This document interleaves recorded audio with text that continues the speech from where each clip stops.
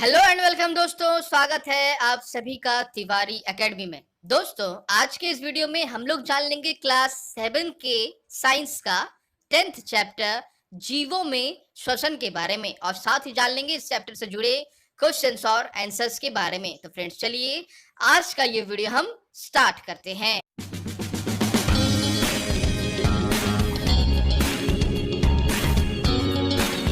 तो फ्रेंड्स, जैसा आप सभी देख पा रहे हैं, इस चैप्टर का हेडिंग है जीवों में श्वसन के बारे में। तो फ्रेंड्स, चलिए सबसे पहले हम जान लेते हैं कि आखिर इस चैप्टर्स में हमें कौन सी बातें बताई गई हैं। तो फ्रेंड्स, इस चैप्टर्स में आप संपूर्ण रूप से पूरी तरह से ब्रीदिंग या फिर रेस्पिरेशंस के बारे में आप जान पाएंगे। आखिर जीवों में, प्राणियों में, लिविंग ऑर्गेनिजम्स में श्वसन आखिर कैसे हो पाता है, कैसे मनुष्यों में श्वसन होता है, वे कौन कौन से अंग है जो इसमें पार्टिसिपेट करते हैं, ठीक है ना।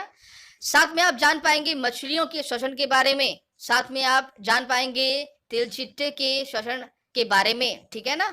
यानी पूरी तरह से कहा जाए श्वसन के बारे में आज आपको पूरी तरह से जानकारी दी जाएगी, ठीक है ना। याद रखना है आपको श्वसन के बारे में, क्योंकि श्वसन के बारे में हम बहुत ऐसी जानकारियां हैं जो हमें नहीं पता है। आज वो इस चैप्टर्स के माध्यम से हम जान पाएंगे। तो फ्रेंड्स, चलिए सबसे पहले हम दिए गए हेडिंग्स में जीवों में श्वसन के बारे में सबसे पहले हम लोग जान लेते हैं कि आखिर इस जीव शब्द का आखिर क्या मतलब है। तो फ्रेंड्स, आप सभी जानते हैं पृथ्वी पर उपस्थित वे सभी प्राणी जिसमें जान होती है, जो लिविंग ऑर्गेनिजम्स हैं, ठीक है ना, उन्हें हम जीव कह रहे हैं। वो एक कोशिकीय हो सकते हैं या फिर बहुकोशिकीय हो सकते हैं, ठीक है ना। समझना है आपको बातों को। अब है आपको थोड़ा सा जान लेना कि आखिर जो जीवित प्राणी है, ठीक है ना, और जो सजीव जो है और निर्जीव जो है, इस तरह के दो तरह के जीव हमारे इस पृथ्वी पर पाए जाते हैं, निर्जीव और सजीव। सजीव यानी जिसमें जान होती है, जिसमें प्राण होता है, वह होते हैं सजीव। और निर्जीव जिसमें कोई भी जान या फिर प्राण उपस्थित नहीं होता है, उससे हम निर्जीव वस्तुएं कहते हैं। अब है आपको जानना कि आखिर ये सजीव और निर्जीव के बीच की पहचान क्या है। छोटे से में आपको समझना है, सजीव जो होते हैं वो आहार को ग्रहण करते हैं, वो सांस लेते हैं, वे उत्सर्जन करते हैं, वे वंश को बढ़ाते हैं, प्रजनन करते हैं। ये सारी क्षमताएं, ये सारी विशेषताएं सजीवों में पाई जाती है, ये निर्जीवों में उपस्थित नहीं होती है। बहुत समय ऐसा देखा गया है कि बादल भी उड़ते हैं, रेलगाड़ी, वाहन भी चलते हैं, एक स्थान से दूसरे स्थान में चलते हैं। तो क्या हम उन्हें सजीव कहेंगे? इसका उत्तर होगा नहीं। सजीवों में जितनी सारी विशेषता है, उनका अगर एक या फिर दो भी विशेषताएं किसी निर्जीव में पाया जाए तो क्या हम उसे सजीव कहेंगे? इसका उत्तर होगा नहीं। याद रखना है आपको। बादल भी आसमान में एक स्थान से दूसरे स्थान पर जाते हैं, उड़ते हैं, तैरते हैं। तो क्या वो सजीव हैं? इसका उत्तर होगा नहीं, ठीक है ना। साथ में आपको जान लेना है, वाहन भी एक स्थान से दूसरे स्थान पर जाते हैं, तो क्या वो सजीव हैं? इसका उत्तर होगा नहीं, वो भी सजीव नहीं है। सजीवों की विशेष रूप से प्रक्रियाएं जो है उनके शरीर में संपन्न होती हैं। तो आज हम उन्हीं सजीवों के एक शारीरिक विक्रियाओं, एक प्रक्रियाओं के बारे में आज हम लोग जान लेंगे। वह प्रक्रिया, वह प्रोसेस है श्वसन, ब्रीदिंग का प्रोसेस, रेस्पिरेशन का प्रोसेस, ठीक है ना। तो सबसे पहले हम बात करेंगे श्वसन आखिर क्या है। तो साधारण शब्दों में श्वसन का मतलब होता है सांस को अंदर लेना और बाहर छोड़ना, यानी ऑक्सीजन को नसा छिद्रों से अंदर लेना और देन कार्बन डाइऑक्साइड को बाहर निकालने की प्रक्रिया ही श्वसन कहलाती है, साधारण शब्दों में अगर हम समझे तो, ठीक है ना। आप सभी जानते हैं कि हमें जितने भी सारे हम जीवधारी हैं, सजीव जिसमें जीवन है, जिसमें प्राण है, जिसमें सजीवों की विशेषताएं पाई जाती हैं, ठीक है ना, उन सभी के लिए श्वास की आवश्यकता होती है। ये श्वास की आवश्यकता हमें क्यों होती है? तो फ्रेंड्स, आप सभी जानते हैं सभी जो जीव हैं वो कुछ न कुछ कार्य को कार्यान्वित कर रहे हैं, ठीक है ना। उन कार्यों को करने के लिए हमें ऊर्जा की आवश्यकता पड़ती है। कुछ भी हम काम करें, चाहे वह पेन से लिखना हो या फिर चलना फिरना, देखना, ठीक है ना, या फिर भोजन को पचाना, जितनी भी शरीर में जितनी भी सारी क्रियाएं हैं, उन सभी क्रियाओं के लिए, ठीक है ना, चाहे वह आंतरिक हो या फिर बाहरी रूप से क्रियाएं होने वाली हो, उन सभी के लिए हमें जरूरत पड़ती है एनर्जी की, ऊर्जा की। और वह ऊर्जा हमें मिलती है श्वसन के द्वारा। तो फ्रेंड्स, अब हम लोग बात करेंगे कि हम श्वसन क्यों करते हैं। आप देख पा रहे हैं, शॉर्ट में हम लोग जान लेंगे, सिंपल शब्दों में हम लोग जानने की कोशिश करेंगे कि हम श्वसन क्यों करते हैं। तो फ्रेंड्स, जैसा मैंने आपको सजीव और निर्जीव के बीच में डिफरेंस को कुछ देर पहले बताया, ठीक है ना। श्वसन एक विशेषताएं हैं, एक कार्य है जो सभी चीजों सजीवों के द्वारा संपन्न होती है। तो क्या ये पेड़ पौधे भी सजीव के वर्गीकरण में आते हैं? तो इसका उत्तर होगा हाँ फ्रेंड्स, पेड़ पौधे भी सजीव हैं। तो क्या वो भी श्वसन करते हैं? वो भी श्वसन करते हैं, जिसके बारे में हम आज के इस वीडियो में आगे जानने की कोशिश करेंगे। अभी हम जान लेंगे आखिर हम श्वसन क्यों करते हैं। श्वसन हम इसलिए करते हैं क्योंकि हमें एनर्जी की आवश्यकता होती है। एनर्जी को प्राप्त करने के लिए हमें श्वसन हम करते हैं। तो फ्रेंड्स, अब हम लोग जान लेंगे कि आखिर कोशिकीय श्वसन है क्या। तो फ्रेंड्स, जैसा मैंने आपको कुछ देर पहले कहा, जितने भी सारे सजीवों का निर्माण होता है, उनका निर्माण एक कोशिका से होता है या फिर बहु कोशिका से उनका निर्माण होता है। श्वसन के कार्य को संपादित करती है सेल्स यानी कोशिका, ठीक है ना। ये कोशिका आखिर क्या है? एक सिंपल साधारण भाषा में जीवन की रचनात्मक और क्रियात्मक इकाई है को हम कोशिका कहते हैं। यानी कोशिकाओं से ही मिलकर बना होता है सजीवों के शरीर बने होते हैं।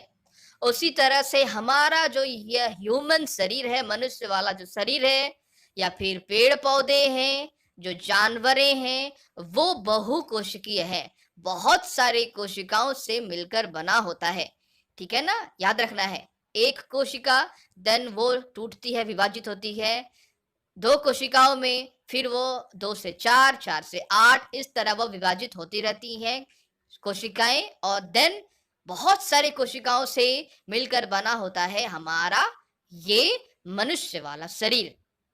तो कोशिकीय श्वसन क्या है? हमारी जो कोशिकाएं हैं वह श्वसन करती हैं, वो इसे ही हम लोग कोशिकीय श्वसन कहते हैं। कहने का तात्पर्य, जब भी हम भोजन को ग्रहण करते हैं तो यह भोजन ऑक्सीजन के साथ विक्रिया करती है और भोजन जो जटिल रूप में हमने लिया था उसको सरलीकृत करने में सहायता करती है। और देन उत्पन्न होता है हमारे शरीर में क्या? कार्बन डाइऑक्साइड जो है वो मुक्त होती है, हमें मिलती है कुछ वाटर वेपर, कुछ जल वाष्प मिलती है, और मेन रूप से जो मुख्य रूप से जो हमें प्रदान होते हैं, जो हमें मिलते हैं, वह है ऊर्जा, एनर्जी। याद रखना है, यानी भोजन के जटिल रूप से जब सरलीकृत होता है भोजन ऑक्सीजन की सहायता से, ऑक्सीजन हम कैसे लेते हैं? श्वसन के दौरान। उस ऑक्सीजन हेल्प करती है भोजन को टूटने में, और देन हमें प्राप्त होता है क्या? ऊर्जा। याद रखना है, और यही ऊर्जा विभिन्न प्रकार के कामों में हमें सहायता प्रदान करती है। अब हमें जानना है कि आखिर श्वसन जो है वो कितने तरह के होते हैं। तो फ्रेंड्स, श्वसन 2 तरह के होते हैं, वायवीय श्वसन और अवायवीय श्वसन। समझना है आपको बातों को। वायवीय श्वसन वह श्वसन है जो एयर यानी हवा की उपस्थिति में होती है, और अवायवीय श्वसन वह श्वसन है जो हवा की अनुपस्थिति में होता है, ठीक है ना। समझना है आपको बातों को। कोशिका के अंदर भोजन यानी ग्लूकोज के फॉर्म में ऑक्सीजन का उपयोग करके कार्बन डाइऑक्साइड और जल के रूप में विखंडित हो जाता है। जब ग्लूकोज का विखंडन ऑक्सीजन के उपयोग के द्वारा होता है तो हम उसे कहते हैं वायवीय श्वसन, ठीक है ना। और ऑक्सीजन की अनुपस्थिति में भी भोजन विखंडित होता है, जिसे हम कहते हैं अवायवीय श्वसन, यानी वायु की अनुपस्थिति में किया जाने वाला श्वसन, अवायवीय श्वसन, ठीक है ना। अब है भोजन के विखंडन से ही ऊर्जा हमें मिलती है, ऊर्जा विमुक्त होती है। जैसे ग्लूकोज ऑक्सीजन का उपयोग के साथ कार्बन डाइऑक्साइड, जल और ऊर्जा हमें मिलती है, ठीक है ना। याद रखना है आपको बातों को। और आपने कुछ चैप्टर्स पहले ही पढ़े थे कि जो ईस्ट होते हैं वह अवायवीय श्वसन करती है। अवायवीय श्वसन याद रखना है। और अवायवीय श्वसन में ही उसे ऊर्जा की प्राप्ति होती है और वह अल्कोहल का निर्माण करता है। ठीक है ना, समझना है आपकी बातों को। फ्रेंड्स, अब हम लोग कुछ बातें जान लेंगे ईस्ट से जुड़े।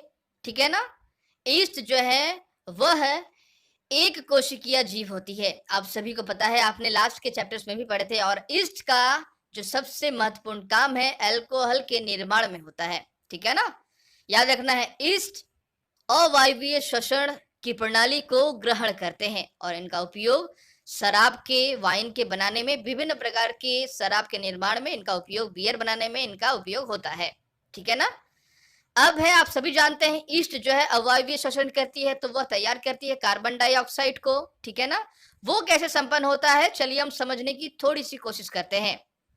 जब भी ग्लूकोज, ठीक है ना, जब बिना ऑक्सीजन का उपयोग किए जब वह ऐसा काम करता है तो फिर ये ग्लूकोज विखंडन हो जाता है अल्कोहल में। याद रखना है, ग्लूकोज मीठा वाला पदार्थ, ठीक है ना, वह बिना ऑक्सीजन में जब वह विखंडित होती है ग्लूकोज तो तैयार होती है अल्कोहल।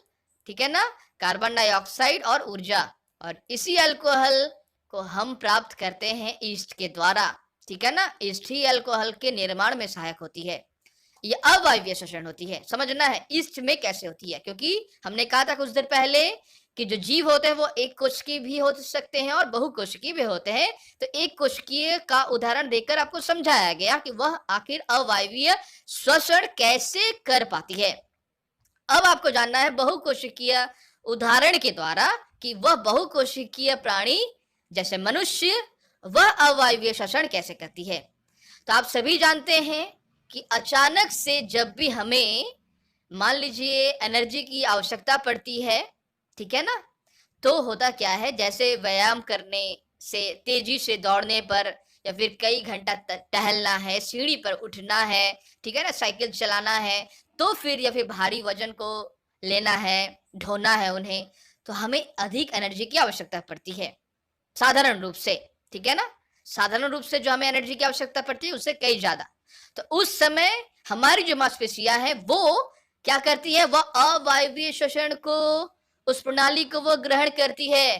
पेशियों में उपस्थित जो ग्लूकोज होता है वो ऑक्सीजन की अनुपस्थिति में वह जो है वो श्वसन करती है। याद रखना है, उनका क्या होता है, उनमें पेशियां संकुचित होती है। ठीक है ना, समझना आपको बातों को। तो ऑक्सीजन की अनुपस्थिति में होती है और निर्माण होता है लैक्टिक एसिड्स का और ऊर्जा का। ऊर्जा तो हमें मिलती ही है, ठीक है ना, क्योंकि हम दौड़ेंगे तो ऊर्जा मिलेगी। ठीक है ना, ऊर्जा मिलती रहती है हमारे शरीर से, हमारी कोशिकाओं से, लेकिन वो आखिर मिलती कहाँ से है अगर आपको समझना है तो जो भी ग्लूकोज हम खाते हैं हमारी पेशियों में मौजूद होते हैं, वो वायु की अनुपस्थिति में उनका जब विखंडन होता है तो क्रिएट होता है लैक्टिक एसिड्स का। एनर्जी तो हमें मिलती ही है, अब देख पा रहे हैं एनर्जी मिल रही है, ठीक है ना, लेकिन लैक्टिक एसिड्स का भी जन्म होता है, वो भी हमें मिलती है। और यह लैक्टिक एसिड देन उसी मांसपेशियों में जमा होने लगती है हमारे शरीर में। दौड़ने के बाद कुछ देर बाद या फिर व्यायाम करने के बाद जो दर्द है, ऐंठन जो है, हमें हमारे शरीर को प्राप्त होती है। और यह दर्द या ऐंठन तभी दूर हो सकती है जब गर्म जल के सेक हम करें उस मांसपेशियों में। ठीक है ना, तो वो मांसपेशियों को पुनः से ऑक्सीजन मिलता रहेगा, रक्त का संचार होता रहेगा और देन यह लैक्टिक एसिड जमाव खत्म हो जाएगा। और खत्म होने के साथ ही हमारे शरीर का जो मांसपेशियों में जो दर्द है वह खत्म हो जाएगा। ठीक है ना फ्रेंड्स, समझना है आपको बातों को। अब हम लोग जान लेंगे श्वसन से संबंधित कुछ बातों को। ठीक है ना, समझना है आपको बातों को, जैसा आप सभी देख पा रहे हैं। तो फ्रेंड्स, जैसा आपने कुछ देर पहले श्वसन के बारे में जाना, ठीक है ना, श्वसन जो है पहले हम जानते थे कि उच्च श्वसन और निःश्वसन, श्वास लेना और श्वास छोड़ने की जो प्रक्रिया है उसे ही हम लोग श्वसन कहते हैं। लेकिन वैज्ञानिक लेवोजियर ने यह बात प्रमाण कर दी कि आखिर हमारे सेल्स में, हमारे कोशिकाओं में उपस्थित ग्लूकोज जब ऑक्सीजन के साथ विक्रिया करते हैं, क्रिएट करते हैं कार्बन डाइऑक्साइड्स का, वाटर का और एनर्जी का, ये पूरा विक्रिया, ये पूरा समीकरण आखिर व्यक्त किया वैज्ञानिक लेवोजियर ने, ठीक है ना। यानी पूरी तरह से अगर देखा जाए, श्वास का होना, श्वास लेना सिर्फ ऑक्सीजन लेना और कार्बन डाइऑक्साइड छोड़ना ही नहीं है, बल्कि पूरी तरह से ऊर्जा को निर्मुक्त होने की प्रक्रिया, वह भी ऑक्सीजन की उपस्थिति में, ठीक है ना। यह पूरी प्रक्रिया ही श्वसन कहलाती है। अब आपको जान लेना है कि श्वसन आखिर क्यों जरूरी है। कुछ देर पहले मैंने कहा श्वसन हमें एनर्जी को प्राप्त करने के लिए, हमें जीने के लिए जरूरी है। अगर हम नाक बंद कर दें कुछ देर तक तो हम क्या जीवित रह पाएंगे? क्योंकि आपको ऐसा नहीं करना है फ्रेंड्स, ठीक है ना। हमारे दम को घुटने लगेगा और हमें फिर बहुत मुश्किल हो जाएगी। हम खाने के बिना कुछ दिन रह सकते हैं, पीने के बिना हम कुछ दिन रह सकते हैं, लेकिन सांस के बिना हम कुछ पल भी नहीं रह सकते। अब है आपको जानना कि आखिर क्यों जरूरी है। तो हमें जीने के लिए जरूरी है, हमें ऊर्जा के लिए जरूरी है, हमें श्वास लेना। तो अब है आपको जानना कि ये जो श्वसन है वो किन में होती है, ठीक है ना। ये कब और कहाँ होती है और किन में होती है। तो फ्रेंड्स, यह जो श्वसन है वह सभी कोशिकाओं में, जीवित कोशिकाओं में होती है श्वसन, ठीक है ना। याद रखना है, सभी प्रकार की जीवित कोशिकाओं में होती है। और कब होती है? तो यह हमेशा सभी जीवित कोशिकाओं में लगातार यह होती रहती है, चाहे वह मनुष्य हो, चाहे वह पेड़ पौधे हो, हमेशा ये होती रहती है, ठीक है ना। अब श्वसन का केंद्र स्थल क्या है? तो श्वसन का केंद्र स्थल है कोशिकाओं के साइटोप्लाज्म और माइटोकॉन्ड्रिया में इनका केंद्र स्थल है, ठीक है ना। समझना है आपको बातों को, ठीक है ना। कब होती है? लगातार होती है, ठीक है ना। कहाँ होती है? तो कोशिकाओं के केंद्र स्थल साइटोप्लाज्म और माइटोकॉन्ड्रिया में होती है। किन में होती है? सभी प्रकार के जानवरों में होती है, सभी प्रकार के प्लांट्स में होती है, जानवरों में भी होती है, प्लांट्स में भी होती है। अब है आपको जानना क्या ये बैक्टीरिया में श्वसन होती है? तो ऑफ कोर्स बैक्टीरिया में भी श्वसन होती है, ठीक है ना। बैक्टीरिया भी श्वास लेते हैं। क्या श्वसन की प्रक्रिया वायरस विषाणु में होती है? तो इसका उत्तर होगा नहीं, वायरस में श्वसन की प्रक्रिया नहीं होती है फ्रेंड्स। वायरस को, विषाणु को जीवन, सजीव और निर्जीव के बीच की इकाई कहा जाता है, ठीक है ना। वायरस इस तरह से कुछ काम नहीं करते हैं, लेकिन जब वो जीवित सेल में प्रवेश करते हैं, जीवित कोशिकाओं में प्रवेश करते हैं, तो अपने वंश को वृद्धि करते हैं, वो वृद्धि करते रहते हैं, ठीक है ना। इसीलिए, और जब वो कोशिकाओं से बाहर आते हैं तो वो बिल्कुल निर्जीव के जैसा व्यवहार करता है। इसीलिए विषाणु को, वायरस को सजीव और निर्जीव की बीच की इकाई कहा जाता है। समझना है आपको बातों को, ठीक है ना। तो फ्रेंड्स, अब ये सवाल आता है कि श्वसन के दौरान हम कौन सी गैस का उपयोग करते हैं। तो फ्रेंड्स, हम ऑक्सीजन को ग्रहण करते हैं और हम निर्मुक्त करते हैं, छोड़ देते हैं कार्बन डाइऑक्साइड्स को। तो फ्रेंड्स, जैसा आप सभी देख पा रहे हैं, श्वसन के दौरान हम ऑक्सीजन ग्रहण करते हैं नसा छिद्रों से, याद रखना है, ठीक है ना। नसा छिद्रों से ही नाक के द्वारा हमें ऑक्सीजन लेनी होती है, और जब सांस को छोड़ना होता है तो हम मुंह का इस्तेमाल करते हैं, मुंह से बाहर निकलती है। अब आपको जानना है कि ये अंतः श्वसन क्या होते हैं और क्या होते हैं उच्च श्वसन। तो फ्रेंड्स, जैसा आप सभी देख पा रहे हैं, ठीक है ना, अंतः श्वसन क्या है और क्या है उच्च श्वसन। तो फ्रेंड्स, जब भी हम ऑक्सीजन से भरी समृद्ध वायु को हम शरीर के अंदर खींचते हैं नाक के द्वारा, तो उसे हम अंतः श्वसन कहते हैं। अंतः श्वसन, सांस को अंदर की तरफ लेना, अंतः श्वसन। और सांस को बाहर छोड़ने की प्रक्रिया, कार्बन डाइऑक्साइड से भरपूर वायु जब शरीर से बाहर निकाल दी जाती है तो उसे हम कहते हैं उच्च श्वसन, ठीक है ना। अंतः श्वसन और उच्च श्वसन याद रखना है। इसके अलावा एक बात आप ये जान लें कि एक निःश्वसन होता है, एक उच्च श्वसन भी होते हैं, ठीक है ना, याद रखना है आपको। तो उच्च श्वसन वह श्वसन है जब हम ऑक्सीजन को लेते हैं, ठीक है ना, और निःश्वसन वह श्वसन है जब ऑक्सीजन को हम, कार्बन डाइऑक्साइड को बाहर निकाल देते हैं। याद रखना है आपको बातों को। तो फ्रेंड्स, अब हमें जान लेना है कि आखिर श्वसन दर आखिर क्या होती है, जैसा आप सभी देख पा रहे हैं। तो फ्रेंड्स, कोई भी व्यक्ति जब 1 मिनट में जितनी बार वह श्वसन को लेता है उसे हम श्वसन की दर कहते हैं। समझना है, श्वसन की दर क्या है, जब भी कोई व्यक्ति 1 मिनट में जितनी बार श्वसन करता है, उसे हम श्वसन की दर कहते हैं। एक बार कहने का मतलब क्या हुआ? एक बार पूरी तरह से अंदर श्वास लेना और श्वास को छोड़ना मुंह के द्वारा, यह पूरी प्रक्रिया एक बार कहलाती है। श्वास को अंदर लेकर, भरकर, फिर श्वास को बाहर छोड़ने की प्रक्रिया तक यह पूरा प्रक्रम एक बार कहलाया। इस तरह से एक व्यक्ति 1 मिनट में, कोई भी व्यक्ति जब 1 मिनट में जितनी बार यह श्वसन करता है, वही श्वसन दर, श्वसन रेट कहलाती है। समझना है आपको बातों को, ठीक है ना? अंतर श्वसन, उच्च श्वसन दोनों ही इसमें आते हैं। तो एक व्यक्ति, एक एडल्ट पुरुष या फिर महिलाएं जो होती हैं, वह 1 मिनट में 15 से 18 बार जो है वो श्वसन लेती है, और यह बढ़ जाती है उस समय 25 से 30 बार तक हो जाती है, जब वह अधिक दौड़ते हैं, व्यायाम करते हैं, सीढ़ियों पर उठते हैं। याद रखना है आपको इन बातों को, ठीक है ना? याद रखना है। तो जनरली, साधारण रूप में अगर कहा जाए, एक आदमी की, स्वस्थ आदमी की, ठीक है ना, जब वह विश्राम कर रहे होते हैं तो उसमें श्वसन की जो दर होती है वो 15 से 18 बार तक की होती है, और यह कई बार सवाल में भी पूछा जाता है, ठीक है ना? याद रखना आपको बातों को फ्रेंड्स।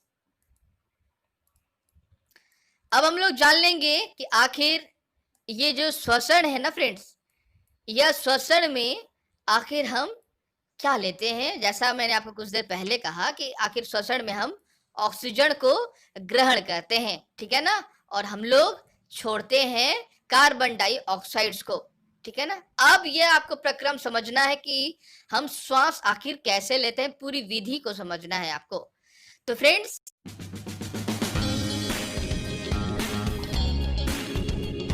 अब हमें समझना है कि आखिर श्वास हम कैसे लेते हैं, वह प्रक्रिया आखिर क्या होती है। तो फ्रेंड्स, सांस लेने के लिए हमें सबसे पहले हम नासा छिद्रों का, नासा द्वार का इस्तेमाल करते हैं। नासा द्वार से वायु अंदर की तरफ लेते हैं, और फिर यह हमारे नसा गुहा में चली जाती है नथुनों से होकर।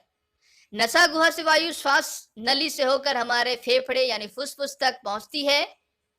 फेफड़ा वक्ष गुहा में स्थित होता है। याद रखना है, फेफड़ा कहाँ स्थित होता है? वक्ष गुहा में ये स्थित होता है, और यह है फेफड़ा, आप देख पा रहे हैं पिक्चर्स में भी, ठीक है ना? देन क्या होता है, वक्ष गुहा पार्श्व में पसलियों में घिरी रहती है, और एक बड़ी पेशीय परत जो डायाफ्राम हम जिसे कहते हैं, वो मध्यपट कहलाती है। डायाफ्राम का भी काफी इंपॉर्टेंट रोल होता है, भूमिका होती है श्वास के लेने में, ठीक है ना? वक्ष गुहा को आधार प्रदान करती है कौन? ये डायाफ्राम, ठीक है ना? श्वसन में डायाफ्राम और पसलियों के बीच से बने पिंजर की गति शामिल होती है, ठीक है ना? डायाफ्राम और पसली ये दोनों वर्क कर रहे होते हैं श्वसन के दौरान। अंतर श्वसन के समय पसली ऊपर और बाहर की ओर गति करती है। जब हम श्वास अंदर की तरफ लेते हैं तो फिर क्या होता है, पसलियां ऊपर की तरफ जाती हैं। याद रखना है, ये जो पसलियां हैं ये ऊपर की तरफ जाती हैं, ऊपर की तरफ, ठीक है ना? और डायाफ्राम जो नीचे की तरफ है वो इस पोजीशन में आता है, नीचे की तरफ। इससे क्या होता है, ये इसका आकार आयतन जो है वो बढ़ने लगता है, बड़ा हो जाता है, और पूरी वायु जो है वो समाने लगती है, ठीक है ना? फेफड़े में अच्छी तरह से आयतन बड़ा होने से यह समाने लगता है, अच्छी तरह से वायु ग्रहण करती है। समझना है आपको बातों को। और जब हम श्वसन को छोड़ते हैं तो फिर क्या होता है, यह पोजीशन जो है आप देख पा रहे हैं, डायाफ्राम के साथ पसलियों का यह पोजीशन है। यह डायाफ्राम उस समय ऊपर की तरफ जाती है, ठीक है ना?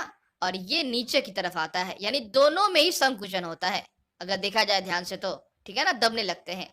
ये छोटा, इसका जो आयतन है, आकार है, वो छोटा होने लगता है, क्योंकि उस समय हमें कार्बन डाइऑक्साइड को बाहर निकालनी होती है, ठीक है ना? ये दोनों का सही रूप से पोजीशन है। समझना है आपको बातों को फ्रेंड्स, ठीक है ना? ये कई बार एग्जाम्स में भी आपको पूछे जाते हैं। उच्च श्वसन के समय क्या होता है, पसलियां नीचे की ओर अंदर की ओर आती है, जबकि डायाफ्राम ऊपर की ओर अपनी पूर्व स्थिति में आ जाता है। इससे वक्ष गुहा का आयतन कम हो जाता है और हमारी इस कारण से वायु फेफड़े से बाहर धकेल दी जाती है। ठीक है ना। साथ में आपको यह बात भी याद रखनी है कि इसके जो पिक्चर से काफी ध्यान से आपको समझने होते हैं। ठीक है ना। डायाफ्राम की स्थिति आप देख पा रहे हैं। अंत श्वसन और उच्च श्वसन के समय पसलियों का जो पोजीशन है वो बाहर की तरफ पसलियां जो है वो बाहर की तरफ आती हैं, ऊपर की तरफ उठती हैं। ठीक है ना। आप देख पा रहे हैं, यानी इसमें आयतन जो है वो बढ़ रहा होता है। दोनों बाहर की तरफ जा रही हैं, आयतन बढ़ रहा होता है और ये नीचे की तरफ आता है। कौन? ये डायाफ्राम। ठीक है ना। ताकि इसमें स्पेस बनता है, जगह बनती है। और बिल्कुल इसके विपरीत जब हम श्वास छोड़ते हैं ये दबने लगती है अंदर की तरफ और ये डायाफ्राम अपने पूर्व स्थिति को पुनः से प्राप्त होता है। ठीक है ना। समझना है आपको बातों को। ठीक है ना। अब है आपको जानना कि जब भी धूल युक्त प्रदूषित हवा जब हम लेते हैं तो हमें छींक होती है। ठीक है ना। याद रखना है, छींक यह एक मैसेज है दिमाग को जाती है कि हमारे नसा छिद्रों के द्वारा धूल के कण जो है अंदर आ चुके हैं, प्रवेश कर चुके हैं, जिसे हम छींक के द्वारा अगर हम बाहर निकाल दें तो हमारा जो शरीर है रिलैक्स फील करेगा, कंफर्ट फील करेगा। ठीक है ना। याद रखना है। और धूमपान फेफड़ों को क्षति पहुंचाता है क्योंकि हमारा जो फेफड़ा है वह बना हुआ है सिर्फ शुद्ध एयर, हवा को ग्रहण करने के लिए। जब भी कोई व्यक्ति सिगरेट को पीता है, फूंकता है, धूमपान करता है, इससे उससे फेफड़े की काफी हानि होती है। यह बात भी आपको समझना है। ठीक है ना। इसीलिए आपको रोकना भी है। अगर आपके आसपास पड़ोस में अगर कभी भी आप ऐसा देखें कि कोई भी आदमी सिगरेट धूमपान कर रहा है तो उसे आपको रोकना है। ठीक है ना। आपको समझानी है उसके हानिकारक प्रभावों को। तो फ्रेंड्स, अब हम लोग जान लेंगे कि आखिर जब भी हम सांस लेते हैं और सांस जब छोड़ते हैं तो उन दोनों के बीच में आखिर अंतर क्या होती है, किस तरह से अंतर का पता हम लगा सकते हैं। तो वह अंतर का पता हम ऑक्सीजन की मात्रा से हम लगा सकते हैं, हम कार्बन डाइऑक्साइड की मात्रा से लगा सकते हैं और वाटर वेपर जलवाष्प की मात्रा से लगा सकते हैं। समझना है आपको बातों को। ठीक है ना। जब भी हम श्वास का त्याग करते हैं। ठीक है ना। अब है वायु में आप सभी जानते हैं नाइट्रोजन का परिमाण जो है वो सबसे ज्यादा होता है। श्वास लेना हो या फिर श्वास छोड़ना, दोनों ही परिस्थितियों में आखिर नाइट्रोजन का जो परिमाण है वो समान ही रहता है। लेकिन जब भी हम उच्च शोषण करते हैं, जब शरीर से बाहर निकालते हैं हवा को, देन उस मात्रा में कुछ अंतर होता है। तो फ्रेंड्स समझना है, पहले हम जान लेंगे ऑक्सीजन की मात्रा के बारे में। तो फ्रेंड्स, जब भी हम ऑक्सीजन को ग्रहण करते हैं, ठीक है ना, जब हम ऑक्सीजन को ग्रहण करते हैं तो वह ऑक्सीजन की मात्रा सबसे ज्यादा होती है। ठीक है ना। जो वायु में उपस्थित 21% की होती है। समझना है आपको बातों को। अब है कार्बन डाइऑक्साइड्स के बारे में। तो फ्रेंड्स, कार्बन डाइऑक्साइड जो है जब ऑक्सीजन को हम ग्रहण करते हैं, सबसे ज्यादा परिमाण में जो वायुमंडल में उपस्थित है 21% में, वही ऑक्सीजन अब दरकार हो जाता है, काफी इंपॉर्टेंट हो जाता है। इसलिए भोजन के ब्रेकडाउन के लिए, भोजन के विखंडन के लिए, भोजन के विखंडन के दौरान तैयार होता है कार्बन डाइऑक्साइड्स का। अब हम बात करेंगे कार्बन डाइऑक्साइड के बारे में। जब हम सांस लेते हैं तो सबसे ज्यादा हम ऑक्सीजन लेते हैं, सबसे कम मात्रा में होती है कार्बन डाइऑक्साइड, जो वायुमंडल में जितनी परसेंटेज से है। ठीक है ना। हम कह सकते हैं 0.04% में वायुमंडल में होती है। ठीक है ना। समझना आपको बातों को। अब वह कार्बन डाइऑक्साइड जो ले रहे हैं और ब्रेकडाउन के बाद, भोजन के विखंडन के बाद जो कार्बन डाइऑक्साइड तैयार हो रहा है, वह ली गई कार्बन डाइऑक्साइड की मात्रा से ज्यादा होती है। जब हम ऑक्सीजन को लेते हैं तो मात्रा ज्यादा होती है, कार्बन डाइऑक्साइड की मात्रा कम होती है। जब हम छोड़ते हैं तो ऑक्सीजन की मात्रा कम हो जाती है, कार्बन डाइऑक्साइड की जो मात्रा है वह पहले से बढ़ जाती है और ली गई जो ऑक्सीजन की मात्रा है वह भी कम हो जाती है। ठीक है ना, छोड़ते वक्त। अब है जलवाष्प, वाटर वेपर के बारे में। जब हम जलवाष्प लेते हैं तो वायुमंडल में जो भी जलवाष्प उपस्थित है, कुछ ही भागों में उपस्थित है, वह हम लेते हैं। लेकिन जब हम छोड़ते हैं तो शरीर में भोजन के विखंडन से उपस्थित जो उष्मा, जो गर्मी है, वो जलवाष्प के माध्यम से ज्यादा निकलती है। ठीक है ना। यह बात आपको समझना है। तो यानी अगर देखा जाए तो ये पूरा काम जो है अंतः श्वसन से लेकर उच्च श्वसन के बीच में वायु में ऑक्सीजन और कार्बन डाइऑक्साइड का जो परसेंटेज है वह कुछ इस तरह से आपको बताया गया है। 21% ऑक्सीजन जो हम लेते हैं, जबकि छोड़ते वक्त 16.4% ऑक्सीजन को हम रिलीज करते हैं, त्यागते हैं। कार्बन डाइऑक्साइड को जब लेते हैं तो वो 0.04% का होता है, लेकिन जब हम छोड़ते हैं तो वो 4.4% का हो जाता है कार्बन डाइऑक्साइड। वही जल वाष्प के बारे में अगर कहें तो जल वाष्प थोड़ा होता है, ठीक है ना, लेकिन छोड़ते वक्त बहुत सारा थोड़ा ज्यादा ही निकलता है जल वाष्प, क्योंकि शरीर में गर्मी होती है, मेटाबॉलिक प्रोसेस होते हैं, जिसके कारण से जो शरीर में गर्मी बनी रहती है। भोजन के ब्रेकडाउन से भी एक एनर्जी रिलीज होती है, समझना है, ठीक है ना। इससे ज्यादा जल वाष्प जो है वो निकलते हैं, ठीक है ना फ्रेंड्स। तो इस तरह से आपने जान लिया कि जो उच्च श्वसन में आखिर कौन सी वायु किस परसेंटेज से बाहर निकल रही है। कई बार ये एग्जाम्स में भी पूछे जाते हैं, ठीक है ना फ्रेंड्स। अब हमें जान लेना है फ्रेंड्स कि आखिर जंतुओं में श्वसन के बारे में, ठीक है ना, बहुत ही साधारण शब्दों में हम लोग जानने की कोशिश करेंगे। तो फ्रेंड्स, आप सभी जानते हैं फेफड़ों के द्वारा मनुष्य, गाय, बैल, बकरी, बिल्ली, ये जो सभी हैं श्वसन करती है फेफड़ों के द्वारा।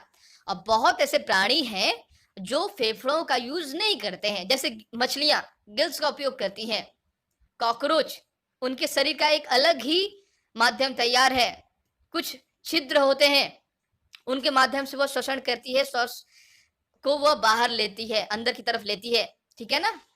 इसके अलावा जो पेड़ पौधे भी श्वास को ग्रहण करते हैं, उनका जो माध्यम है वह है पत्तियों में उपस्थित स्टोमेटा, ठीक है ना। स्टोमेटा से वो गैसों का आदान प्रदान करते हैं।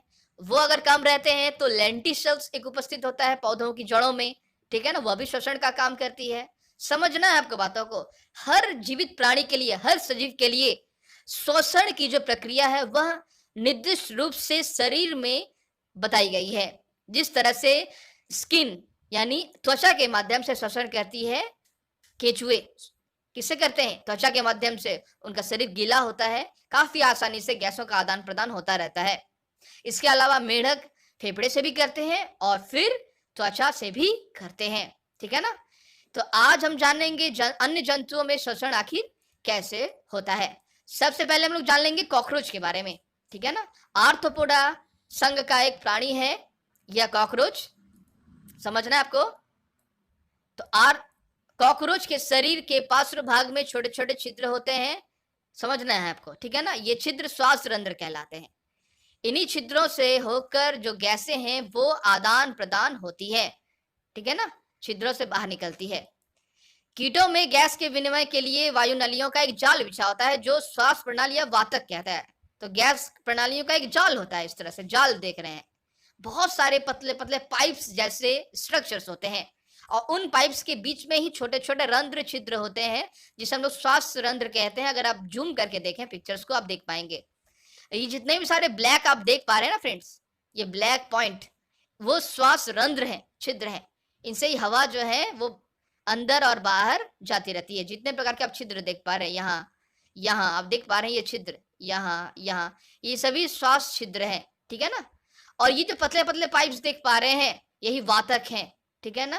ध्यान से अगर देखते हैं आप तो आपको तिलचिट्टा के समस्त भागों का आपको पता चलेगा कि वो किस तरह से श्वास आखिर लेते हैं, ठीक है ना।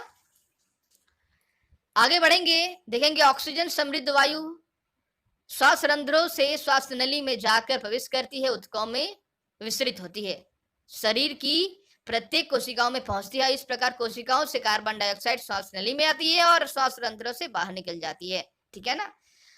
तो इस तरह से यह श्वसन जो है ये उस प्रकार के कीटों में होता है, ठीक है ना। आर्थ्रोपोडा संघ के कीटों में होता है, जिसमें से एक है कॉकरोच, याद रखना है। इसकी श्वसन की प्रणाली पूछी भी जाती है एग्जाम्स में। आगे बढ़ेंगे केचुआ के बारे में। केचुआ के बारे में आपने तो लास्ट के क्लासेस में पढ़े थे फ्रेंड्स, ठीक है ना। केचुआ जो है वो शरीर से तो अपनी त्वचा से श्वास को लेते हैं। उनकी त्वचा काफी गीली होती है, मिट्टी के अंदर रहते हैं, फिर भी वह त्वचा के माध्यम से श्वसन को लेते हैं, आर्द्र होते हैं, ठीक है ना। एक श्लेष्मीय उनका त्वचा प्रतीत होता है, गैसों के आवागमन के लिए काफी आसानी हो जाता है, ठीक है ना, समझना है आपको। तो वो देन क्या करते हैं, श्वास को गैसों के आदान प्रदान के लिए उनका त्वचा काम करता है और बड़ी ही आसानी के साथ वो गैसों का आदान प्रदान कर सकते हैं।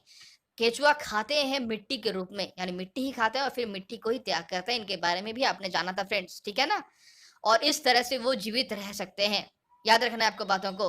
फ्रेंड्स, अब आपको जान लेना है कि आखिर जल में श्वसन जो है वो मछलियां किस तरह से करती हैं। तो फ्रेंड्स, आपने मछलियों के बारे में भी लास्ट के क्लासेस में पढ़े थे। मछलियों में उपस्थित होता है एक विशेष प्रकार का श्वसन प्रणाली जिसे हम गिल्स कहते हैं या फिर क्लोम कहते हैं, ठीक है ना? क्लोम क्या करती है उसे हम समझें। मछलियां चूंकि जल में रहती हैं, जल से बाहर निकालने के साथ ही वह मर जाती हैं, तो गिल्स इस तरह से काम करता है कि जल में उपस्थित जो ऑक्सीजन जो घुली रहती है उसका अवशोषण कर लेती है ये गिल्स, ठीक है ना? याद रखना है, जल में घुली हुई ऑक्सीजन का उपयोग करती है और देन उसकी सहायता से, उस गिल्स की सहायता से ही वह बाहर निकाल दिए जाते हैं, ठीक है ना? समझना आपको बातों को। यह विशिष्ट प्रकार की प्रणाली सिर्फ मछलियों में ही विकसित होती है। उनके क्लोम, उनके गिल्स में कई सारी रक्तवाहिनी, लाल कलर का होता है उनका गिल्स, आप देखोगे, ठीक है ना?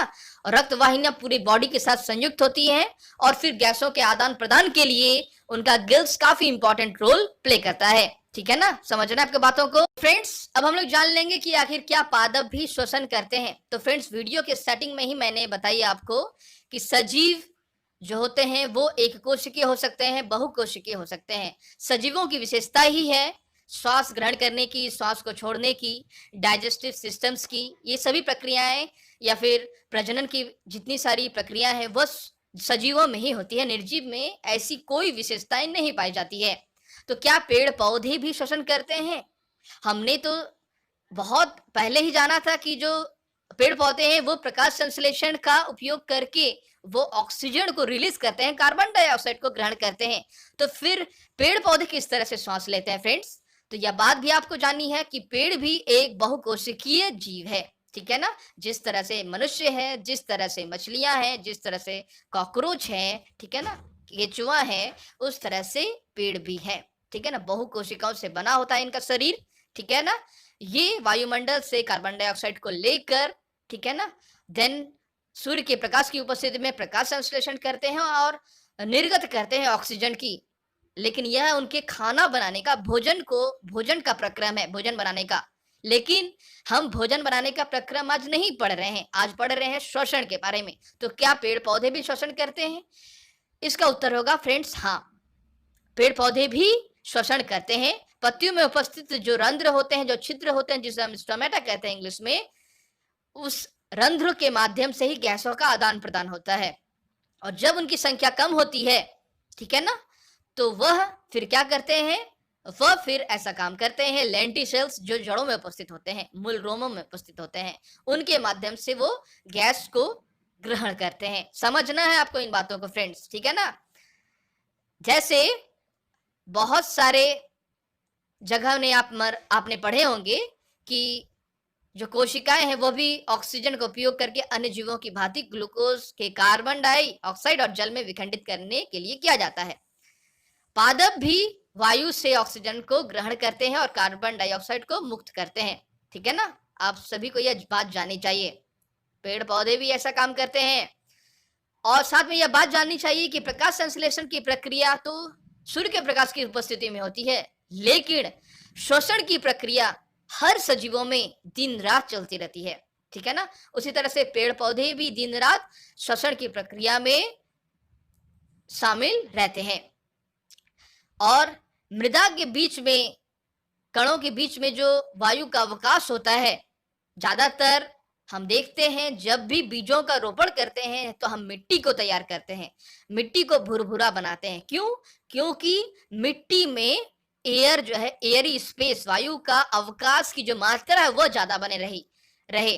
क्यों ऐसा करते हैं? क्योंकि बीज का जब हम रोपण करते हैं, पानी देते हैं जब, तो बीजों को आवश्यकता होती है वायु की, याद रखना है।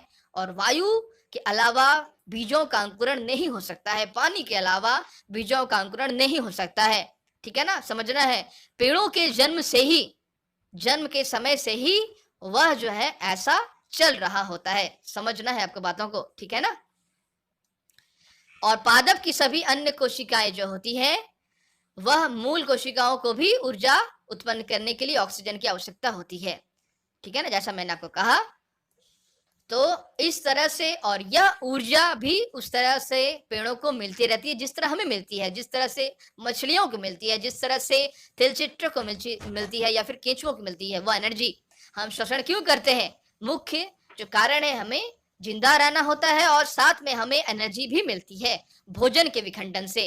ठीक है ना, आप देखे होंगे कई सारे पेड़ पौधे जो है स्टार्च के रूप में अपना भोजन को इकट्ठा करके रखते हैं। ये इन बातों को आपने लास्ट के क्लासेस में भी पढ़े थे। ठीक है ना, इस पिछले चैप्टर्स में भी आपने पढ़े थे। ठीक है ना, उन भोजनों का ही वो उपयोग करते हैं। ठीक है ना, उनका ही विखंडन होता है एनर्जी के रूप में। देन वो अपना प्रगति करते हैं, उन्नति करते हैं, पेड़ पौधे धीरे धीरे बड़े होते हैं। ठीक है ना, वह भी एक सजीव के कैटेगरीज में ही आते हैं। यह बात भी आपको याद रखनी है फ्रेंड्स।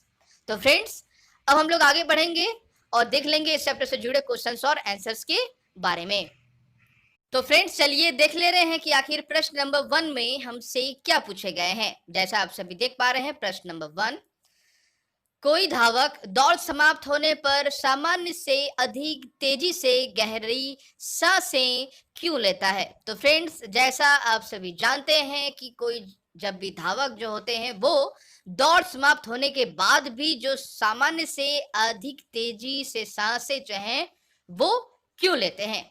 क्योंकि उन्हें जब वो दौड़ते रहते हैं, दौड़ समाप्त हो जाने के पश्चात भी उन्हें ऊर्जा की जरूरत होती है। ठीक है ना, याद रखना है आपको इन बातों को, क्योंकि दौड़ के लिए जो आवश्यक एनर्जी चाहिए वह उन्हें अवायवीय श्वसन से मिलती है। ठीक है ना, याद रखना है। अब हमें जान लेना है कि इस सवाल का उत्तर हमें किस तरह से देना है। जैसा आप सभी देख पा रहे हैं, आपको लिखना है, जब धावक दौड़ में भाग लेता है तो उसके शरीर को अधिक ऊर्जा की आवश्यकता होती है। अधिक ऊर्जा के लिए हमारी कोशिकाओं में अधिक ऑक्सीजन की आवश्यकता होती है।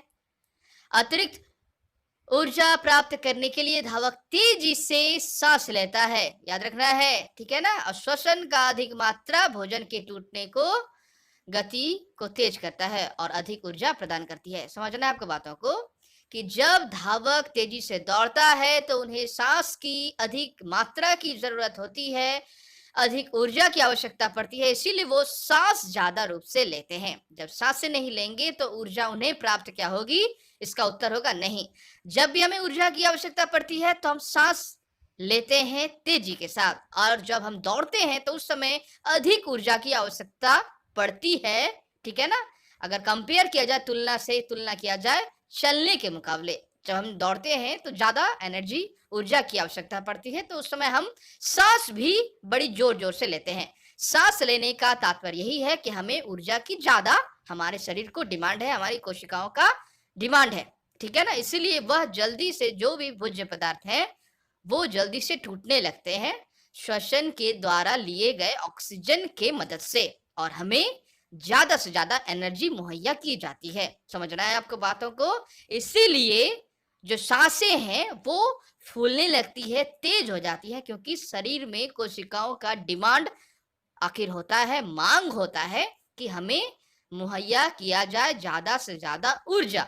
ठीक है ना, इसीलिए दौड़ खत्म हो जाने के बाद भी धावक जो है वो गहरी सांसें लेता रहता है, और कुछ देर तक वह लेता रहता है, और बाद में कुछ देर बाद यह जो अवस्था है, परिस्थिति है, वो बदल जाती है, फिर सामान्य हो जाता है उनके ऑक्सीजन लेने की मात्रा या फिर श्वसन की जो मात्रा है। ठीक है ना, अब हमें जान लेना है कि आखिर प्रश्न नंबर 2 में हमसे क्या पूछे गए हैं। प्रश्न नंबर 2, वायवीय और अवायवीय श्वसन के बीच समानताएं और अंतर बताइए। काफी इंटरेस्टिंग क्वेश्चन है फ्रेंड्स। ठीक है ना, मैंने आपको वीडियोस में भी बताया कि अवायवीय और वायवीय श्वसन के बीच में आखिर क्या अंतर है। सबसे पहले आपको समानताओं का एक हेडिंग देना है अपने उत्तर शीट्स में, और एक अंतर का हेडिंग देना है। तो समानताओं में लिखना है, जो सिमिलैरिटीज होते हैं उसमें आपको लिखना है कि दोनों श्वसन में भोजन से ऊर्जा प्राप्त की जाती है। याद रखना है, दोनों ही श्वसन में आखिर भोजन से ही ऊर्जा मिलती है या फिर प्राप्त की जाती है।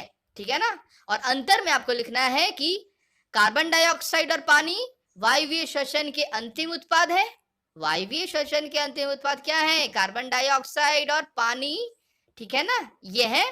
जबकि अल्कोहल और कार्बन डाइऑक्साइड अवायवीय श्वसन का अंतिम उत्पाद है, क्योंकि उसमें अल्कोहल का निर्माण होता है। आपने वीडियोस में भी कई बार जाना और आपके बुक में भी दिए गए हैं। अवायवीय श्वसन जो होते हैं वो वायु की अनुपस्थिति में होते हैं, फलस्वरूप तैयार होता है अल्कोहल की सृष्टि होती है जब ग्लूकोज का विखंडन होता है तो, ठीक है ना, समझना है आपको बातों को। और यही जो एसिड से अल्कोहल है वो क्रिएट होता है हमारी मांसपेशी में, मांसपेशियों में खिंचाव आता है, थकान होता है, ठीक है ना, समझना है आपको बातों को। वायवीय श्वसन में अवायवीय श्वसन से अधिक ऊर्जा प्राप्त होती है। याद रखना है, जो वायवीय श्वसन है, जो वायु की उपस्थिति में होते हैं, उसमें ऊर्जा हमें ज्यादा मिलती है, किसकी तुलना में? अवायवीय श्वसन की तुलना में। यानी वायु की अनुपस्थिति में होने वाली जो ऊर्जाएं हैं, जो श्वसन है, उससे अधिक हमें ऊर्जा मिलती है जो वायु की उपस्थिति में जो हम सांस लेते हैं, ठीक है ना, उस श्वसन में। तो यह हो गई, समानताएं भी हो गए और अंतर भी हो गए, ठीक है ना।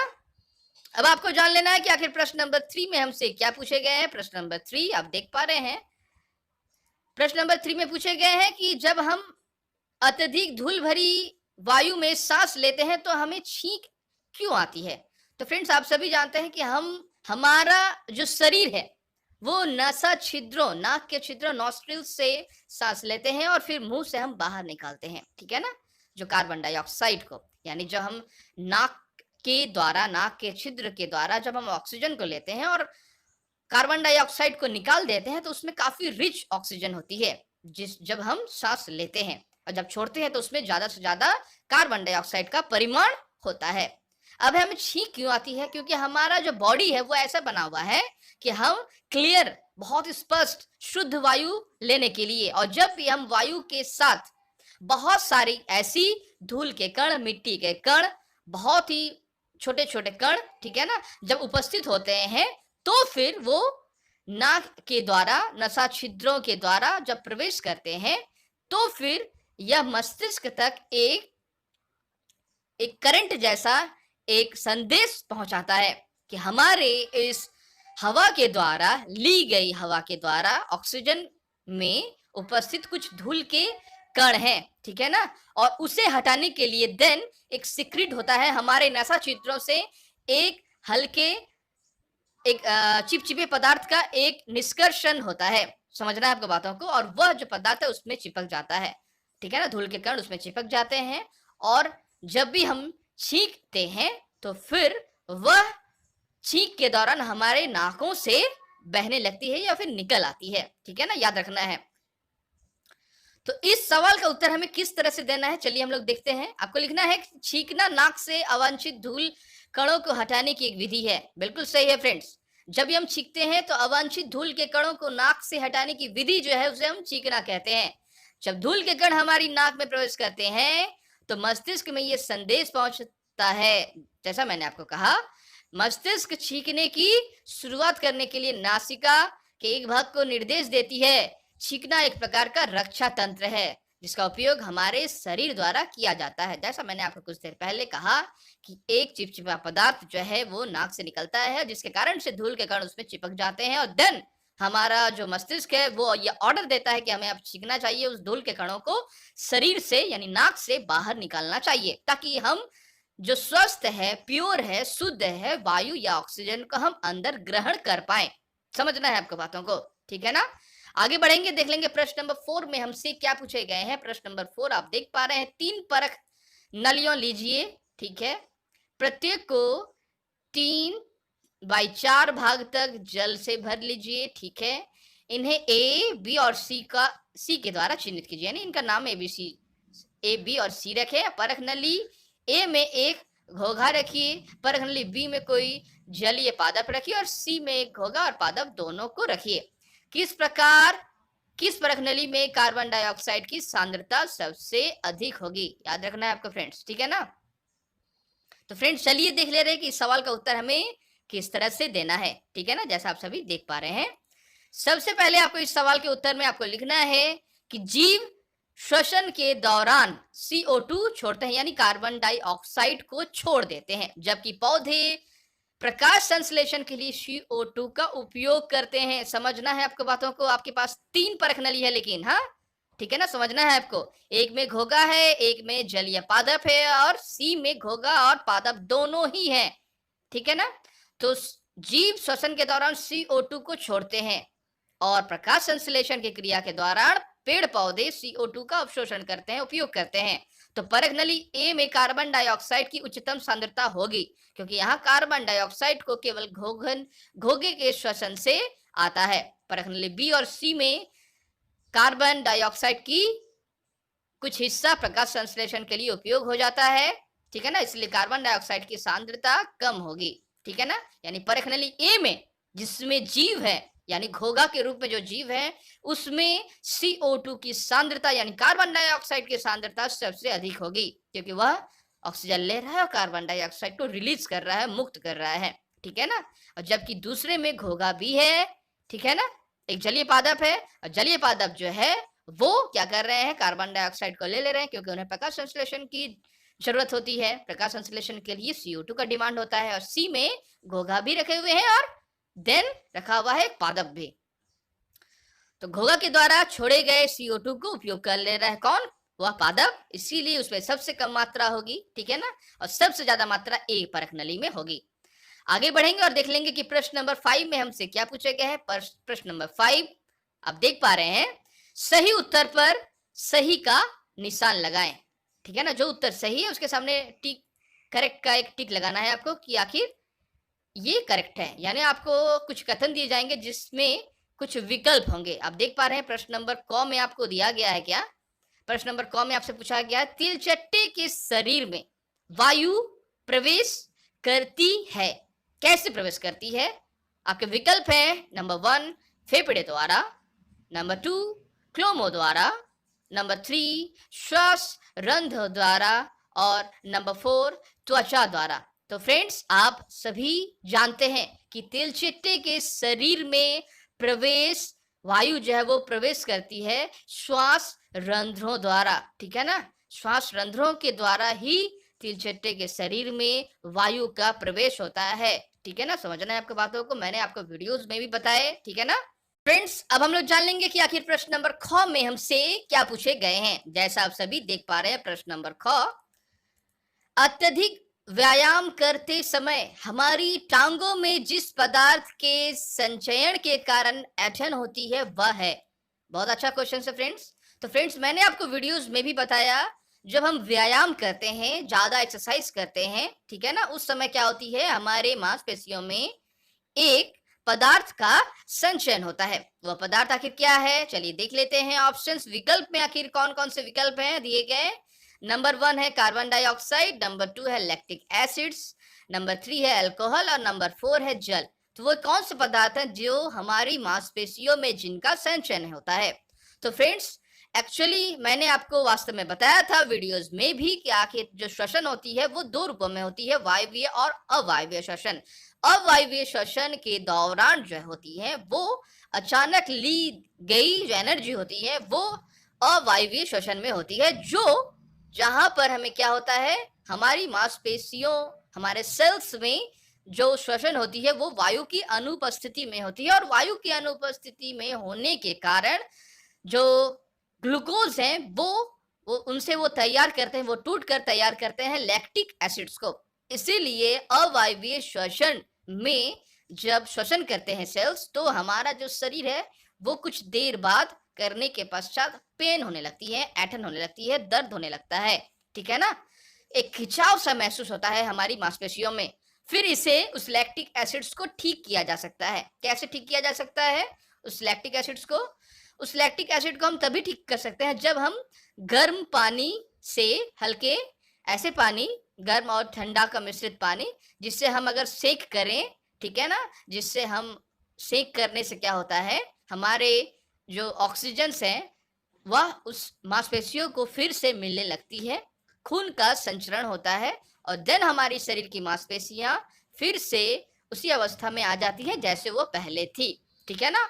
और लैक्टिक एसिड्स की जो मात्रा है वह कम हो जाती है और हमें रिलीफ मिलता है, हमें आराम मिलता है, उस ऐंठन से हमें मुक्ति मिलती है। समझना है आपको बातों को।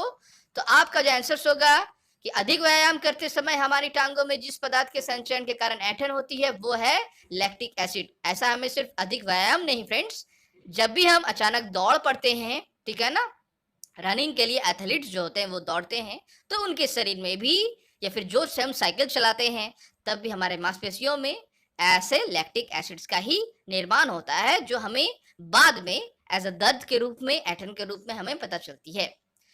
बात करेंगे अगले सवाल की। नंबर गौ में जो पूछे गए हैं हमसे, किसी सामान्य वयस्क व्यक्ति की विश्राम अवस्था में औसत श्वसन दर होती है। 4 विकल्प आपको दिए जा रहे हैं। पूछा जा रहा है एक सामान्य एडल्ट जो व्यक्ति है, जो 18 साल जिनके पार हो चुके हैं, उन जब वो विश्राम कर रहे होते हैं तो उनमें जो श्वसन की जो दर होती है वो एवरेज, औसतन वो कितनी होती है। नंबर 1 9 to 12 प्रति मिनट, 9 to 12 प्रति मिनट यानी 9 टाइम्स से 12 टाइम्स, 9 से 12 बार प्रति मिनट, 15 से 18 बार प्रति मिनट, 21 से 24 बार प्रति मिनट और 30 से 33 बार प्रति मिनट। तो हर एक बार में आप देख पा रहे हैं, है ना, टोटल 1 मिनट में कितना बार ये होती है, ठीक है ना। 9 बार से 12 बार, 15 से 18, 21 से 24 या फिर 30 से 33 बार। तो वो एक एवरेज होगा, वो एवरेज है 15 से 18 बार प्रति मिनट। 1 मिनट में हम लोग 15 से 18 बार एक सामान्य वयस्क व्यक्ति विश्राम अवस्था में उसके श्वसन की दर यही होती है, याद रखना है आपको। और जब भी हम दौड़ने लगते हैं तो वह जो रेट है वो बढ़ जाता है, वह 21 से 24 हो जाता है और देन 30 से भी 30 तक पहुंच जाती है। याद रखना है आपको बातों को, ठीक है ना। जब हम लोग दौड़ते हैं, जब अधिक ऊर्जा वाले काम करते हैं, दौड़ धूप करने लगते हैं, ठीक है ना, सीढ़ियां चढ़ने लगते हैं, तब हमें श्वसन की जो मात्रा है हमारी जो औसतन है उससे बढ़ जाती है। आगे बढ़ेंगे और देख लेंगे अगले सवाल में हमसे क्या पूछा हुआ है। उच्च श्वसन के समय पसलियां, उच्च श्वसन के समय पसलियां का जो पोजीशन वो क्या होगा वो आपको पूछा जा रहा है। नंबर 1 में विकल्प है बाहर की ओर गति करती है, आप देख पा रहे हैं बाहर की ओर गति करती है, नीचे की ओर गति करती है, नंबर 3 ऊपर की ओर गति करती है, या नंबर 4 बिल्कुल गति नहीं करती है। यह आपको 4 विकल्प हैं। जब भी उच्च श्वसन, श्वसन 2 प्रकार का होता है, उच्च श्वसन, निःश्वसन जब छोड़ते हैं, उच्च श्वसन श्वास लेना को उच्च श्वसन, श्वास छोड़ना को निःश्वसन। उच्च श्वसन क्योंकि हाई पोजीशन में है, ऊंचा उठता है, ऊपर उठता है, उच्च श्वसन। निःश्वसन नीचे दबते हैं, नीचे की तरफ जाता है। निःश्वसन श्वास निकालने की विधि या कला को हम निःश्वसन कहते हैं।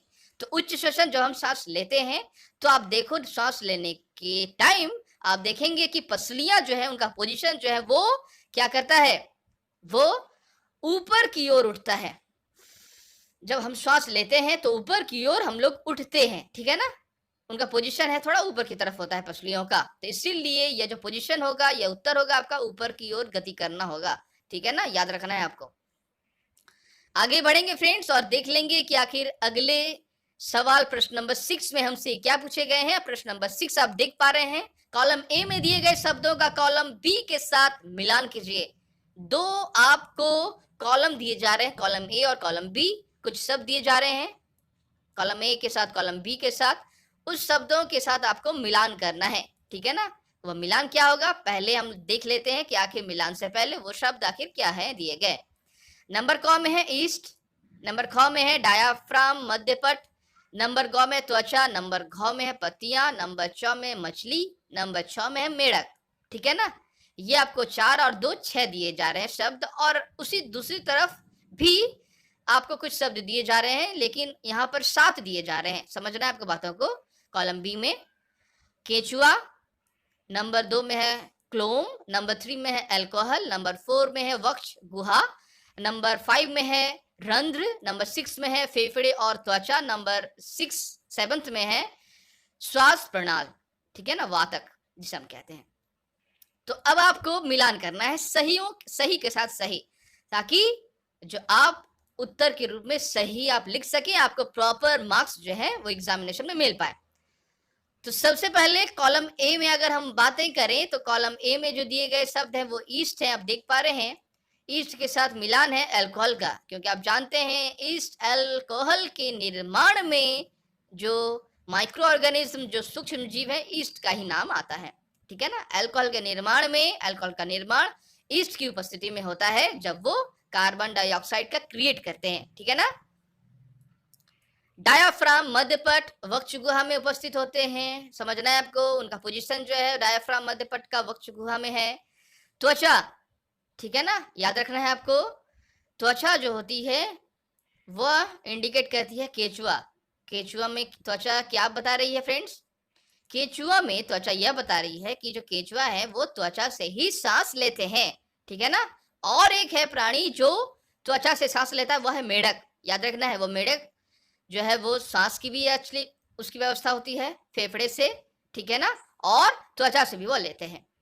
आगे बढ़ेंगे। पत्तियां, पत्तियां जो है वो उपस्थित होती है। पत्तियों में क्या? रंध्र, रंध्र उपस्थित होते हैं जो गैसों का आदान प्रदान करने के लिए दायित्व होते हैं। ठीक है ना, उत्तरदायी होते हैं जो।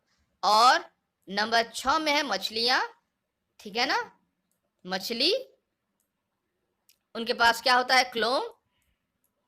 ठीक है, आगे बढ़ेंगे और है मेंढक। मेंढक फेफड़े और त्वचा दोनों से ही वो क्या करते हैं? फेफड़े त्वचा से भी और फेफड़े से भी, त्वचा और फेफड़े से दोनों ही तरह से वो श्वास लेते हैं। कौन? मेढक। याद रखना है आपको। ठीक है ना। आगे बढ़ेंगे और देख लेंगे कि प्रश्न नंबर 7 में हमसे क्या पूछे गए हैं। प्रश्न नंबर 7 आप देख पा रहे हैं। बताइए कि निम्नलिखित वक्तव्य सत्य है अथवा असत्य। ये आपको बताना है कि ये जो कथन है आपको वो सत्य दिए जा रहे हैं या फिर असत्य है, वो आपको बताना है, पढ़ के बताना है, समझना है आपको पहले इस वाक्यों को कि आखिर ये सही है या फिर गलत है। ठीक है ना, आप देख पा रहे हैं। पहला है नंबर क में दिया गया कि अधिक व्यायाम करते समय व्यक्ति की श्वसन की दर धीमी हो जाती है। क्या यह बात सही है? तो फ्रेंड्स, अधिक व्यायाम करते समय तो श्वसन की दर वो तेज हो जाती है। सीढ़ी चढ़ते समय श्वसन की दर तेज हो जाती है। साइकिल जोर से चलाते वक्त श्वसन की दरें तेज होती है। दौड़ते वक्त श्वसन की दरें तेज होती है। ठीक है ना, जब हमें अधिक ऊर्जा की आवश्यकता होती है तो श्वसन की दरें तेज होती हैं। तो आपका ये जो आंसर होगा यह होगा असत्य। ये गलत है फ्रेंड्स। ठीक है ना, बिल्कुल भी। पादपों में प्रकाश संश्लेषण केवल दिन में, जबकि श्वसन केवल रात्रि में होता है। तो यह भी गलत है फ्रेंड्स, क्योंकि पादपों में प्रकाश संश्लेषण केवल दिन में होता है। यह बात तो बिल्कुल सही है, लेकिन श्वसन जो है वो दिन और रात दोनों ही टाइम होती रहती है, बराबर रूप से होती रहती है। इसलिए यह भी वाक्य जो है आपका बिल्कुल गलत हो गया। आगे बढ़ेंगे, नंबर गौ की तरफ देखेंगे। मेढक अपनी त्वचा के अतिरिक्त फेफड़ों से भी श्वसन करते हैं। बिल्कुल सही कथन है फ्रेंड्स। मैंने आपको कुछ देर पहले ही बताया कि जो केचुआ है वो त्वचा से श्वसन करते हैं, और मेढक एक ऐसा प्राणी है जो त्वचा से भी श्वसन करते हैं और देन अपने फेफड़ों से भी श्वसन करते हैं। याद रखना है आपको बातों को। ठीक है ना। अंतः श्वसन के समय, अगला हम देखेंगे नंबर घ। मछलियों में श्वसन के लिए फेफड़े होते हैं। तो फ्रेंड्स, यह बात बिल्कुल गलत है। ठीक है ना, यह बात गलत है कि मछलियों में फेफड़े होते हैं। मछलियों में फेफड़े नहीं होते हैं श्वसन के लिए, क्योंकि मछलियों में गिल्स होते हैं। क्योंकि मछली पानी के अंदर रहती है, पानी से बाहर निकालते ही मछली जो है वो मर जाती है। इसलिए उनका शरीर का जो सिस्टम है, श्वसन का जो एक प्रणाली है, वो गिल्स में स्थित होता है। गिल्स जल में घुली हुई ऑक्सीजन को वो ग्रहण कर लेती है। समझना है, गिल्स के द्वारा उनका श्वसन का काम होता है, संपूर्ण होता है। इसलिए ये सेंटेंस जो है, मछलियों में श्वसन फेफड़ों में होता है, फेफड़ों में होते हैं, तो यह सेंटेंस बिल्कुल गलत है। ठीक है ना। अंतः श्वसन के समय वक्ष गुहा का आयतन बढ़ जाता है। याद रखना है, अंतः श्वसन, जब श्वसन अंदर की तरफ होती है, अंतः श्वसन निश्वसन उच्च श्वसन के समय। ठीक है ना, जब श्वसन उच्च होता है, अंतः श्वसन के समय वक्ष गुहा का जो आयतन है वो बढ़ जाता है। बिल्कुल सही। फेफड़े ऊपर की तरफ उठते हैं, डायाफ्राम नीचे की तरफ आता है। दोनों ही तरफ से वक्ष गुहा का जो आयतन है वो बढ़ने ही लगता है, ताकि अधिक से अधिक ऑक्सीजन की मात्रा को हम ग्रहण कर पाए, फेफड़ों में हम समा पाए। ठीक है ना, इसलिए आयतन बहुत बढ़ जाता है। और ठीक इसके विपरीत, जब हम गैस को छोड़ते हैं, कार्बन डाइऑक्साइड शरीर से जब बाहर निकलती है, तो फिर फेफड़े नीचे की तरफ होते हैं और फिर, ठीक है ना, फेफड़े जो होते हैं वो नीचे की तरफ चले जाते हैं। ठीक है, और जो डायाफ्राम है वो ऊपर की तरफ जाने लगता है। दोनों ही परिस्थितियों में आयतन कम की तरफ इंडिकेट करता है। समझना आपको बातों को, ठीक है ना। आगे बढ़ेंगे और देख लेंगे कि अगले सवाल में हमसे क्या पूछे गए हैं। प्रश्न नंबर 8, दी गई पहेली के प्रत्येक वर्ग में जीवों के श्वसन से संबंधित हिंदी वर्णाक्षर अथवा संयुक्ताक्षर दिए गए हैं। इनको मिलाकर जीवों तथा उनके श्वसन अंगों से संबंधित शब्द बनाए जा सकते हैं। शब्द वर्गों के जाल में किसी भी दिशा में ऊपर नीचे अथवा विकर्ण में पाए जा सकते हैं। श्वसन तंत्र अथवा जीवों के नाम आपको बताने हैं, लिखने हैं, ठीक है ना। यह एक पहेली जैसा है, आपको कुछ शब्द दिए जा रहे हैं, समझना हिंट्स के द्वारा, आपको संकेत है ये, ठीक है ना। नंबर 1, कीटों की वायु नलियां, वक्ष गुहा को घेरे हुए हड्डियों की संरचना, वक्ष गुहा का पेशीय बल, पेशीय तल, ठीक है ना, पेशीय बल नहीं पेशीय तल होगा। पत्ती की सतह पर सूक्ष्म छिद्र, कीटों के शरीर के पार्श्व भागों के छोटे छिद्र, श्वसन, मनुष्यों के श्वसन अंग। नंबर 7, वे छिद्र जिनसे हम सांस अंदर या भीतर की तरफ लेते हैं, अंतः श्वसन करते हैं, एक अवायवीय जीव। नंबर 9, श्वास प्रणाल तंत्र वाला एक जीव। तो यह आपको 9 जो है वो एक हिंट्स दिए गए हैं, आपको फिर शब्दों का गठन करना है, बताना है आखिर, ठीक है ना। चलिए देख ले रहे हैं कि उत्तर के रूप में हमें क्या लिखना है, किस तरह से सजा कर लिखना है, ठीक है ना। आप देख पा रहे हैं यहाँ पर ये आपको दिए गए हैं, ठीक है ना। और मैंने जो है आपको उत्तर के रूप में आपको ये तैयार भी करके दिए हैं, आप देख पा रहे हैं अच्छे से, ठीक है ना। किस तरह से ये बिल्कुल पूर्ण के रूप में मैंने आपको कलर के द्वारा इंडिकेट करते हुए भी बता दिया है कि आखिर कौन सा कलर किस तरह से होगा, पूरा शब्द आखिर क्या है, ठीक है ना। आगे बढ़ेंगे, देखेंगे उत्तर में हमें किस तरह से क्या लिखना है समझने से पहले, ठीक है ना। लिखने से पहले हमको समझना है पहले कि कीटों की वायु नलियां श्वास प्रणाल कहती हैं। जो कीटें होती हैं, जिस तरह तिलचट्टा के बारे में अगर कहें तो उनके जो नलियां होती है, वायु नलियां, वो श्वास प्रणाल कहलाती हैं। वक्ष गुहा को घेरे हुए हड्डियों की संरचना वो पसलियां कहलाती हैं, ठीक है ना। वक्ष गुहा का पेशीय तल डायाफ्राम कहलाता है, काफी इंपॉर्टेंट है, ठीक है ना। इनका जो मूवमेंट है काफी इंपॉर्टेंट है, श्वास लेने समय और श्वास छोड़ते समय, यानी उच्च श्वसन और निःश्वसन के समय। पत्तियों की सतह पर जो सूक्ष्म छिद्र होते हैं उसे हम रंध्र कहते हैं, ठीक है ना। गैसों का आदान प्रदान के लिए काफी इंपॉर्टेंट है ये छिद्र। कीट के शरीर के पार्श्व भागों के छोटे छिद्र श्वास रंध्र कहलाते हैं। कीटों के शरीर के पार्श्व वाले जो छिद्र होते हैं जिससे हवा प्रवेश करती है, श्वास रंध्र कहलाते हैं, ठीक है ना। और मनुष्यों के श्वसन अंग फेफड़े होते हैं, ठीक है ना। वे छिद्र जिनसे हम सांस भीतर की तरफ लेते हैं, अंतः श्वसन करते हैं, नशा द्वार, नाक का द्वार नशा द्वार कहलाता है, ठीक है ना। और आगे नंबर 8 में एक अवायवीय जीव जो वायु की अनुपस्थिति में भी श्वसन कर सकता है, वह है ईस्ट, ठीक है ना। और श्वास प्रणाल तंत्र वाला एक जीव जो है तिलचिट्टा, मैंने आपको कुछ देर पहले ही कहा। तो फ्रेंड्स बढ़ते हैं प्रश्न नंबर 9 की तरफ, देख लेते हैं कि हमसे आखिर क्या पूछे गए हैं। प्रश्न नंबर 9 आप देख पा रहे हैं, पर्वतारोही अपने साथ ऑक्सीजन सिलेंडर ले जाते हैं, यह है आपका सवाल। और आपको दिए जा रहे हैं 4 विकल्प, आपको बताने हैं कि उनमें से सही विकल्प आखिर कौन सा है। क 5 किलोमीटर से अधिक ऊंचाई पर वायु नहीं होती है, यह है नंबर क। नंबर ख में बताया जा रहा है वहां उपलब्ध वायु की मात्रा भूतल पर उपलब्ध वायु की मात्रा से कम होती है, नंबर ख। नंबर ग है वहां वायु का ताप भूतल के ताप से अधिक होता है, गर्म वायु इसलिए हम नहीं ले पाते हैं, इसलिए हम ऑक्सीजन सिलेंडर ले जाते हैं। नंबर घ में है पर्वत पर वायु दाब भूतल की अपेक्षा अधिक होता है, प्रेशर काफी ज्यादा होता है, इसीलिए हम ऐसा करते हैं। तो फ्रेंड्स इसमें से कौन सा उत्तर सटीक होगा मैंने आपको बताए भी थे, ठीक है ना। लास्ट के चैप्टर्स में भी आपने जाने थे कि आखिर पर्वतारोही अपने साथ ऑक्सीजन के सिलेंडर आखिर क्यों ले जाते हैं। इसके पीछे का रीजन है वहां उपलब्ध वायु की मात्रा भूतल पर उपलब्ध वायु की मात्रा से काफी कम होती है, ठीक है ना। हमारे इस भूतल पर, ठीक है ना, काफी ज्यादा मात्रा में वायु की उपस्थिति है, जबकि हम हायर एल्टीट्यूड में जाते हैं, ऊंचाई पर जाते हैं, पर्वतों पर जाते हैं, तो वहां पर वायु का जो वह है मात्रा है वह धीरे धीरे कम होने लगती है और वायु की कम मात्रा में हमें घुटन होने लगती है। और घुटन होने से जो भी पर्वतारोही जाएंगे विदाउट ऑक्सीजन सिलेंडर के साथ, बिना ऑक्सीजन सिलेंडर के साथ, तो क्या होगा, उनका देहांत हो सकता है, वो मर सकते हैं। इसीलिए वो ऑक्सीजन सिलेंडर को ले जाते हैं ताकि समय समय पर वो ऑक्सीजन सिलेंडर से ऑक्सीजन को लेते रहें। ठीक है ना, याद रखना है आपको इन बातों को। तो फ्रेंड्स, यह था आपका आज का वीडियो। मिलते हैं हम लोग नेक्स्ट के वीडियोस में।